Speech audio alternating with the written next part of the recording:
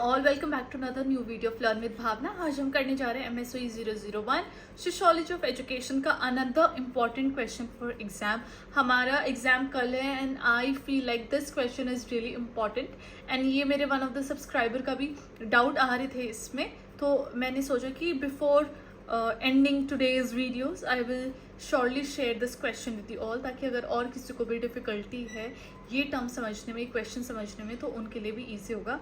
And I hope आप सबकी तैयारी अच्छी चल रही है, तो keep your mind relax and ये सारी वीडियोस आप देखिए आराम से एंड सबका क्वेश्चन बहुत अच्छा होएगा। My wishes are with everybody. So starting with the question, तो हमें बात करनी है about pluralism and multiculturalism fostering social harmony in diverse society. जब हम बात करते हैं ग्लोबलाइज वर्ल्ड का, जहाँ पे सोसाइटीज़ सब डाइवर्स हैं, जैसे कि माइग्रेशन हो गया, ग्लोबलाइजेशन हो गया, टेक्नोलॉजिकल एडवांसमेंट्स हो गई, राइट। जब हम बात करते हैं डायस्पोरा का, उसकी वजह से भी जो मल्टीकल्चरलिज्म है, सोसाइटीज़ इतनी ज़्यादा डाइवर्स है, हर एक सोसाइटी के अंदर different different race, ethnicity, caste के पीपल बसे हुए हैं एक साथ आके। तो जब ऐसे diversity concept of pluralism and multiculturalism को लेके आती हैं, जो कि बहुत इंपॉर्टेंट हो जाते हैं ताकि उनके अंदर सोशल हार्मनी और एक दूसरे को समझे, बिकॉज हर एक इंसान एक डिफरेंट कल्चरल बैकग्राउंड के साथ आ रहा है। कुछ चीज़ें जो एक बैकग्राउंड में बहुत ज़्यादा नेगेटिव हो सकती है, वो दूसरे बैकग्राउंड में पॉजिटिव हो सकते हैं, राइट। कुछ चीज़ें एक बैकग्राउंड में इतनी ज़्यादा एक्सेप्टेबल नहीं हो सकती, तो एक दूसरी सोसाइटी में दूसरे बैकग्राउंड के लोगों के लिए वो चीज़ें बहुत नेचुरल और नॉर्मल हो सकती है। तो ये चीज़ें समझना बहुत ज़रूरी हो जाता है। जब हम बात करते हैं प्लूरलिज्म की, तो वो क्या है कि जब डाइवर्स सोशल ग्रुप के लोग एक साथ आके बस रहे हैं विद इन अ सोसाइटी, तो वहाँ पे क्या है, मल्टीकल्चरलिज्म आ जाता है, डिफरेंट डिफरेंट कल्चर के लोग आ जाते हैं, जहाँ पे वो एम्फेसाइज करते हैं कि दूसरों के कल्चर को भी हम उतनी ही रिकग्निशन दें कि उनका कल्चर उतना ही इम्पॉर्टेंट है, उनको एक्सेप्ट करें और उनके जो कल्चरल डिफरेंसेस हैं उनको सेलिब्रेट करें, उनके ऊपर कोई मिथ या पाबंदियाँ ना लगाए, किसी को नीचा फील ना करवाए, बट सभी एक डिफरेंसेस को सेलिब्रेट करें और उनको व्हाट वी से दैट एक equality kind of equal level पे देखा जाए, राइट। जब हम बात करते हैं सोशियोलॉजिकल आंसर की, तो हम क्या बात करते हैं कि जब हम सिग्निफिकेंस बताएं प्लूरलिज्म का और मल्टीकल्चरलिज्म का और उनका सोसाइटी पे क्या इम्पैक्ट है, अलॉन्ग विथ एग्जाम्पल्स भी प्रोवाइड करने प्रैक्टिकल एप्लीकेशन में। जब प्लूरलिज्म की हम बात करते हैं, तो प्लूरलिज्म कब आता है, जब एक साथ डिफरेंट सोशल ग्रुप्स आके बसते हैं, तो वहाँ पे प्लूरलिज्म का कॉन्सेप्ट आता है। तो प्लूरलिज्म एक बहुत इंपॉर्टेंट कॉन्सेप्ट है सोशियोलॉजी के अंदर, जो कि रिकॉग्नाइज करता है वेरियस सोशल ग्रुप्स का existence with in a society. Various social group एक साथ सोसाइटी में एकजुटता के साथ खुशी खुशी कैसे रह रहे हैं, तो वो प्लूरलिज्म ही बात करता है। तो हमारे लिए बहुत इंपॉर्टेंट हो जाता है कि हम उनके जो डिफरेंसेस हैं, जो उनके बीच में असमानताएं हैं, और कल्चरल हो गया, रिलीजियस हो गया, लैंग्वेज हो गया, एथनिसिटी हो गया, उन सबको इक्वालिटी के साथ देखें और उनको इम्पोर्टेंस दे, राइट। किसी को भी ये ना दिखाए कि तुम्हारा कल्चर इतना इम्पोर्टेंट नहीं है, हमारा कल्चर इम्पोर्टेंट है, हमारा कल्चर सुपीरियर है, हमारी ये चीज़ें फॉलो होनी चाहिए, हमारी इन सब चीज़ों के लिए रिस्पेक्ट ज़्यादा होनी चाहिए, वो चीज़ नहीं होनी चाहिए, बल्कि सबको एक तराजू पे लेके चलना ही प्लूरलिज्म हमें सिखाता है। When we talk about pluralistic society, तो वहाँ पे एक ऐसा environment क्रिएट करने की बात की जाती है जहाँ पे डाइवर्स ग्रुप्स, डिफरेंट ग्रुप एक साथ आके बस सकते हो पीसफुली, वो भी बिना लड़ाई झगड़े के, बिना किसी भी कोलिजन के, और वो अपनी जो डिस्टिंक्ट आइडेंटिटीज़ है, सबकी आइडेंटिटीज़ अलग है, सबका एक रहने का तरीका अलग है, उन आइडेंटिटीज़ के साथ एकजुटता के साथ रह सके और सोसाइटी को एक अच्छा एग्जाम्पल सेट करके दिखाए। जब हम एग्जाम्पल की बात कर रहे हैं अभी प्लूरलिज्म में, तो हम देखते हैं कि कनाडा एक मल्टीकल्चरल पॉलिसीज़ और इंक्लूसिव प्रैक्टिसेस अपनाता है। जब कैनेडियन सोसाइटी क्या है, वो एम्ब्रेस करता है डिफरेंट वैल्यूज़, डाइवर्सिटी, जहाँ पे वो एम कर रहा है कि वो इक्वल अपॉर्चुनिटीज़ क्रिएट करे सभी सिटीजन्स के लिए। The Canadian multiculturalism act of 1988 क्या हाईलाइट करता है कि जो कंट्री की कमिटमेंट है ताकि वो प्रिजर्व करे और एनहांस करे मल्टीकल्चरल हेरिटेज को। तो ये लेजिस्लेशन ने किस लिए प्रमोट किया है कि जो सिटीजन्स है वो अपनी कल्चरल आइडेंटिटीज मेंटेन कर सके in the multicultural society, right. उनको वो अपना कल्चर लेके आए, अपनी डाइवर्स आइडेंटिटी लेके आए, और वो यहाँ पे अपना आराम से पीसफुली उस चीज़ को प्रैक्टिस भी करे, ताकि उनको कोई भी ऐसी नीचा फील ना करवा सके, राइट। तो ये लोग अपनी जो मल्टी कल्चरल आइडेंटिटी है या उनकी जो स्पेसिफिक आइडेंटिटी है उसको एम्ब्रेस कर सके with in the Canadian society. तो ये जो को एग्जिस्टेंस है वेरियस कल्चरल फेस्टिवल्स का, हेरिटेज मंथ्स आते हैं, मल्टी कल्चरल ऑर्गेनाइजेशन होती है कनाडा में, तो ये क्या दिखाता है, एक ये प्लूरलिस्टिक सोसाइटी का ही तो ये एग्जाम्पल शो करता है, राइट, ताकि वो सोसाइटी में कोई भी दिक्कत ना हो, राइट। तो ये चीज़ हमें सीखने को मिलती है। अब जब हम मल्टीकल्चरलिज्म की बात करते हैं तो हम क्या देखते हैं कि रिकॉग्निशन एंड सेलिब्रेशन होते हैं कल्चरल डिफरेंसेस के। मल्टीकल्चरलिज्म किसके ऊपर बेस्ड है कि वो प्लूरलिज्म को ना ही देख के बल्कि वो बात करते हैं कि सेलिब्रेट भी करें इन कल्चरल डिफरेंसेस को। हम ये ना देखें कि हम सब एक साथ है, लेकिन जो उनका जो डिफरेंसेस है, जो उनके अंदर जो डिफरेंट वैल्यूज है, डिफरेंट कल्चर्स है, डिफरेंट लैंग्वेज है, उसको भी वो सेलिब्रेट करे। मल्टीकल्चरलिज्म किसके ऊपर एम्फेसिस करता है कि जो डाइवर्स उनके कल्चर है वो सबका एक यूनिक पर्सपेक्टिव लेके आते हैं, यूनिक नॉलेज, एक्सपीरियंसेस, ये सब सबके अलग अलग हैं। उससे क्या है, सोसाइटी और सोशल जो टेपेस्ट्री है वो और भी ज़्यादा एनरिच हो जाती है।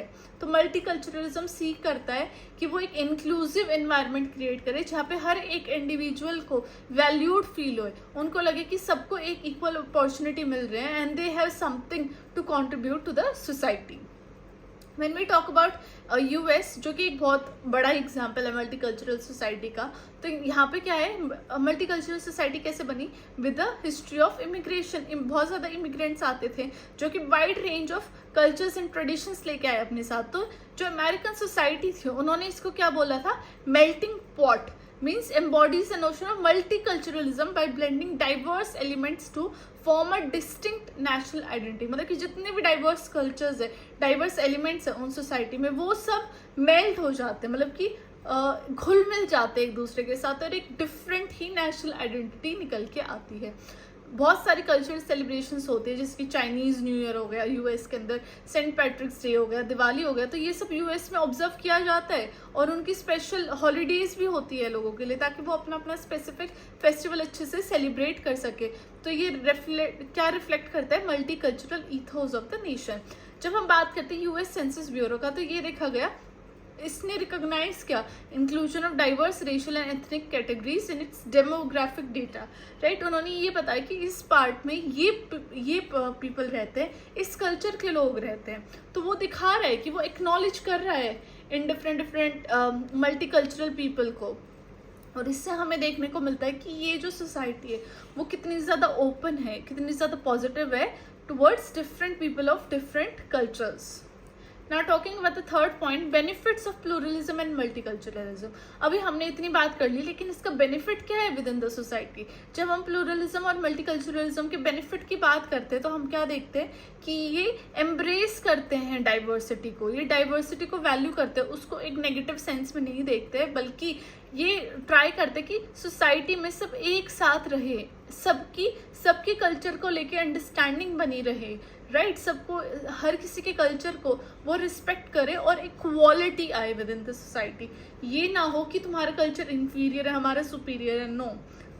मल्टीकल्चरलिज्म उसी के बारे में बात करता है कि हम सब इक्वल हैं and we are of the same, we are made from the same what we say soil, या फिर कैसे भी बात कर लो आप, तो वो इक्वालिटी लेके आता है प्लूरलिज्म एंड मल्टीकल्चरलिज्म।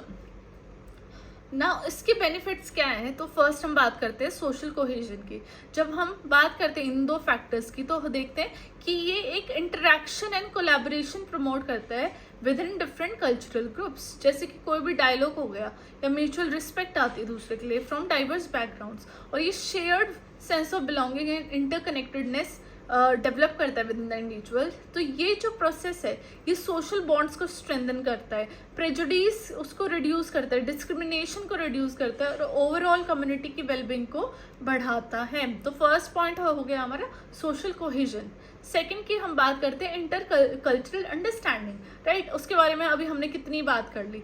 तो लोग जब एक दूसरे को एक साथ रहेंगे, एक दूसरे को समझेंगे भी, जिससे कि डाइवर्स कल्चरल पर्सपेक्टिव्स बनेंगे, जिससे कि जो understanding of effective communication conflict resolution, building bridges between different groups. तो ये सब निकल के आता है, जिससे कि जो उनकी अंडरस्टैंडिंग है एक दूसरे के कल्चर को समझने की, एक दूसरे की प्रैक्टिसेस को समझने की, वो बढ़ती है, जिससे कि जो स्टीरियोटाइप्स है, जो उनके विचार धारणाएं जो पहले से जो बनी हुई है वो ब्रेक डाउन होती है, एम्पैथी आती है एक दूसरे की तरफ, और इंडिविजुअल को वो एनकरेज करते हैं ताकि वो कॉमन चीज़ ढूंढे अपने दोनों डिफरेंट कल्चर्स के बीच में, ताकि वो उन डिफरेंसेस को सेलिब्रेट करें, एक दूसरे से कुछ सीखे, लर्न करें, है ना, राइट। और लर्न नहीं करना है तो उनको बिल्कुल नीचा तो बिल्कुल भी ना फील करवाए।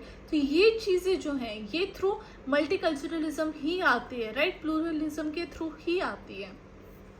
अब इसका थर्ड जो बेनिफिट हो गया वो हो गया promotion of equality. Pluralism and multiculturalism क्या करते हैं, ये इक्वल राइट्स के बारे में बात करते हैं, इक्वल अपॉर्चुनिटीज़ के बारे में बात करते हैं हर एक पर्सन के लिए, नो मैटर वो कौन से कल्चर से आया या फिर उसका बैकग्राउंड क्या है। ये जितने भी कॉन्सेप्ट है ये चैलेंज करते हैं सोशल हायरार्कीज को, क्योंकि पहले क्या था कि ये कल्चर अबव है, ये कल्चर बिलो है, या ये कल्चर इतना इंपॉर्टेंट नहीं, कल्चर इंपॉर्टेंट है, ये प्योर है, ये इम्प्योर है। तो उन सब चीज़ों को चैलेंज करते हैं और एक इम्बैलेंस सोसाइटी को बैलेंस करके लाते हैं और डिस्क्रिमिनेशन को भी हटाते हैं। तो ये जितनी भी पॉलिसीज़ को हम इंक्लूड करते हैं, इन प्रैक्टिसेस को अपनाते हैं, सोसाइटी उतनी ही फेयर होती जाती है, उतनी ही इक्वल होती जाती है, और हर एक के पास एक इक्वल चांस आता है अपनी लाइफ में कुछ बेटर करने का या अपनी लाइफ और भी बेटर करने का। तो ये सारे बेनिफिट्स थे प्लूरलिज्म एंड मल्टीकल्चरलिज्म के। लास्ट में मैंने यहाँ पे कंक्लूजन दिया है कि जो प्लूरलिज्म और मल्टीकल्चरलिज्म है वो कैसे एक वाइटर फ्रेमवर्क है जो कि हार्मोनियस और इंक्लूसिव सोसाइटी क्रिएट करते हैं। जब हम बात करते हैं को existence of diverse social groups या फिर recognising of importance of cultural differences, तो हम देखते हैं कि कॉन्सेप्ट ऑफ सोशल कोहेजन, सबका एक साथ रहना, इंटर कल्चरल अंडरस्टैंडिंग और इक्वालिटी कितनी इंपॉर्टेंट हो जाती है। फिर यहाँ पे हमने एग्जाम्पल्स भी ले लिए कनाडा का, यूएस का, कि वो कैसे मल्टीकल्चरलिज्म में प्लूरलिज्म को अपनी सोसाइटी के अंदर लेके आए, उनका क्या पॉजिटिव इम्पैक्ट रहा है उन कम्युनिटीज़, उन सोसाइटीज़ के अंदर। जब हम गवर्नमेंट्स और इंस्टीट्यूशंस और इंडिविजुअल्स की बात करते हैं जो कि प्लूरलिज्म एंड मल्टीकल्चरलिज्म लेके आते हैं ताकि उनकी सोसाइटी ऐसी बिल्ड हो ताकि वो डाइवर्सिटी को सेलिब्रेट करे और सबके लिए इक्वल अपॉर्चुनिटीज़ लेके आए, no matter what their background is. तो ये देख के हमें लगता है कि ये जो मल्टीकल्चरलिज्म प्लूरलिज्म है वो कैसे डिस्क्रिमिनेटिव प्रैक्टिसेस के अगेंस्ट चैलेंज है, सोसाइटी के लिए वो बेनिफिट लेके आ रहा है, और वो ये बता रहा है कि हम कैसे being from different backgrounds, having like different knowledge, having different thought processes, हम एक साथ को एग्जिस्ट कर सकते हैं, एक साथ शांति से प्यार से रह सकते हैं, राइट। अब लास्ट में जो उसका जो जस्ट था मैंने वो दे दिया है, और ये था हमारा आज का आंसर। बाकी मैंने आज 2 वीडियोस और डाली हुई हैं कि आपको कल अपने एग्जाम सेंटर, एग्जाम हॉल में क्या क्या लेके जाना है and how you should attempt your answers, ताकि आपको मैक्सिमम मार्क्स मिले और आप कोई भी गलती या मिस्टेक के चांसेस ना छोड़ो। तो डू चेक देम आउट, वो वीडियोस ज़रूर चेक करना। अगर आपने अभी तक अपना आईडी कार्ड या एडमिट कार्ड नहीं निकाला है तो जल्दी से अपना प्रिंट आउट निकाल लीजिए। मैंने प्रीवियस वीडियोस में उनका लिंक भी डाल दिया, तो आपको डिस्क्रिप्शन में बॉक्स में उनका लिंक मिल जाएगा।